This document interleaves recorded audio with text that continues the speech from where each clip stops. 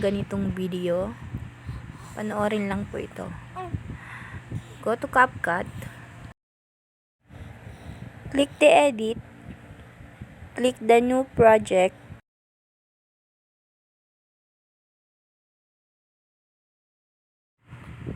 then hanapin mo po yung i-edit mo, then click add one.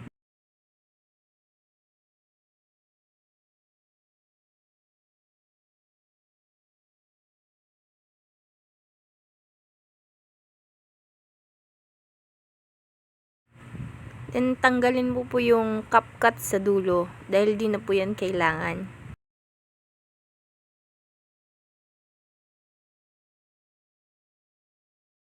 Then click edit.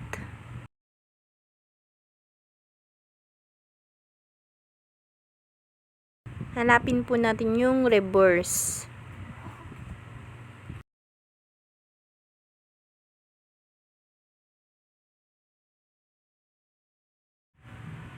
Then click reverse. Hintayin lang po natin siya hanggang sa mag 100. Pag naka-green na po siya, okay na siya. Check na natin. Click po natin yung arrow sa gilid, then play po natin kung okay na siya. Ayan, okay na po siya. Then mute po natin yung video. Click po natin yung audio, then punta po tayo sa sound effects. Search po tayo sa search bar ng gusto po nating sounds.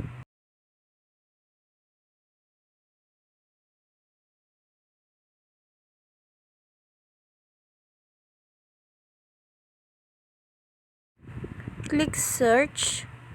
Then lalabas na po dyan yung mga gusto po nating sounds. Pili na lang po tayo dyan ng mga magugustuhan po natin.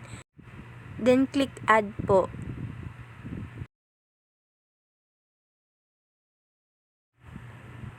Pag okay na po yan, okay na po yung na-edit nyo, tapos gusto nyo na po nang i-download, click nyo lang po yung export.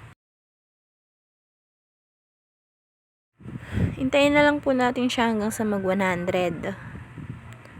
After po nyan, pwede mo na po siyang i-post.